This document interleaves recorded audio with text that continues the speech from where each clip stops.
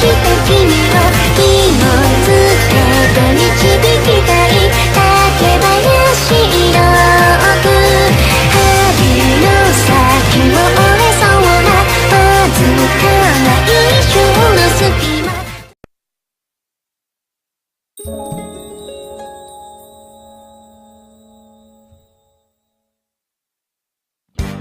ややこしかった異変も無事解決。世間的には永夜異変、つまり夜が明けない異変だったと思われているらしいが、実は迷いの竹林の奥深くに隠れ住んでいた永遠手の連中が月をすり替えた異変だった。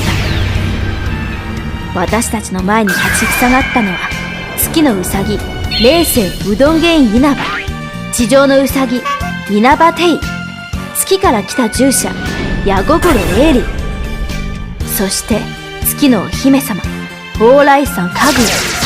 面倒な相手ではあったが、人間と妖怪が手を組んだ私たちの敵じゃなかったってことだな。幻想郷は元の日常を取り戻した。のんびりと夏を楽しむ私たち。しかしそこへ異変を起こした張本人の永遠帝から招待状が届いた。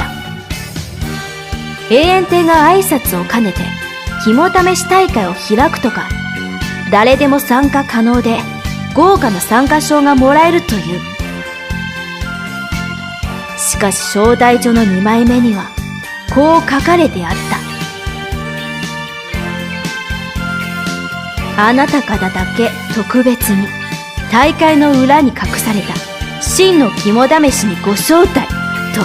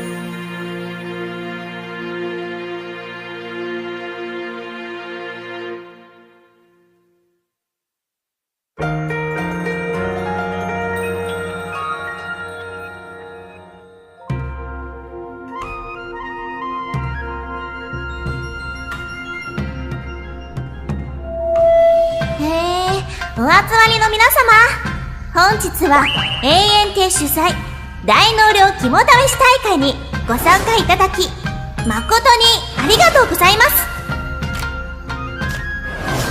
これを機会に新たに幻想郷の仲間入りをした私たち永遠亭をよろしくお願いします。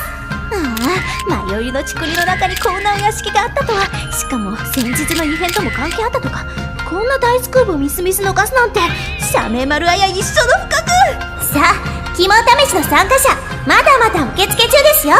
間隔を空けて順番に出発してもらいます。楽しみ。レミはもう出発したんでしょ。昨夜はまだ来てないの。すぐ後から来るって言ってたんですがね。肝試しコースはこの迷いの竹林。チェックポイントは案内人の小屋。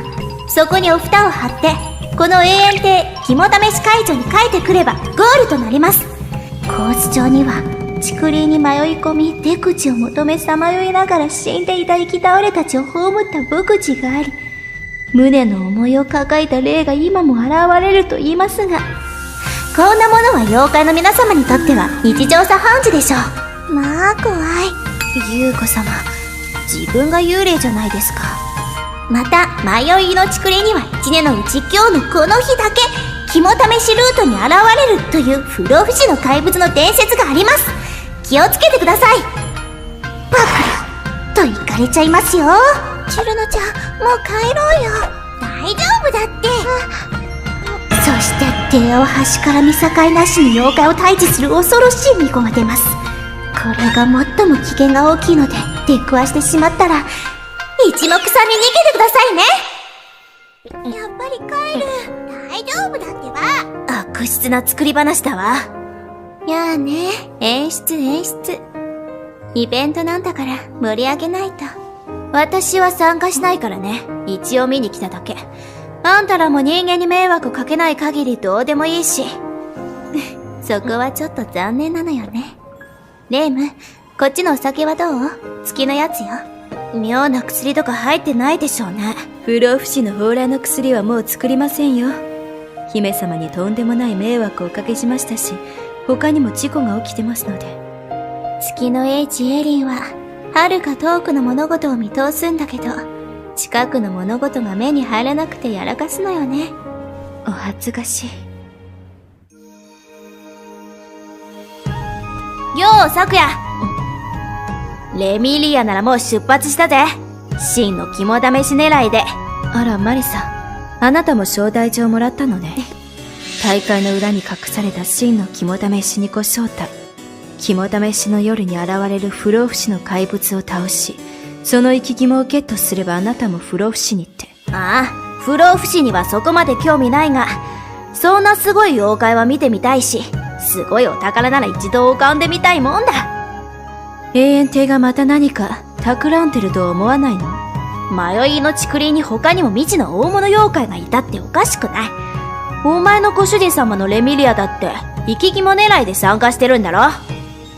お嬢様は考えの深い方だけど、今回は少し猪突猛進気味に思えて。さあ、永遠帝主催大肝試し大会、お次の方スタートです。私の番だ。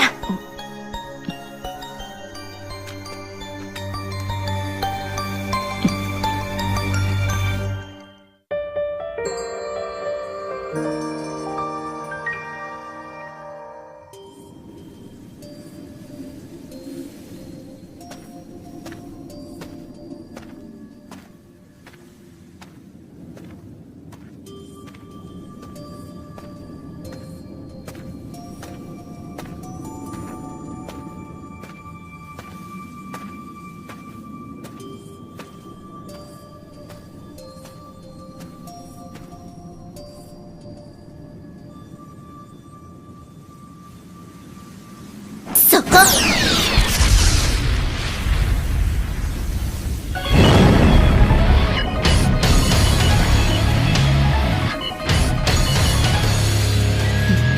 さすがは不老不死の怪物といったところかしら。吸血鬼か。黙って通り過ぎれば見逃してやったものを。せいぜい数百歳のひよこ、不死の私と勝負できるなどと思い上がるなよ。私は高魔界の主、レミリア・スカーレット。その自信が本物なら、これが幻想郷の頂上対決ということになるかしら。さあ、お前を倒し、その生き肝を手に入れてやるわ。不老不死の怪物がどうっての、あれも作り話なんでしょ？それは演出じゃないのよ。元は普通の人間でも、1000年も生きれば、いろいろ妖術を身につけて、大妖怪さながらの力を持つこともあるわけよ。ちょっと待ってよ。不老不死になっても、人間は人間じゃない。はあ、やっぱりこれミコの案件な気がしてきたわ。心配しなくても、あいつはあなたに守ってもらうような玉じゃないわよ。そもそも、あいつの生き肝なんか食べても不老不死になんかならないし。は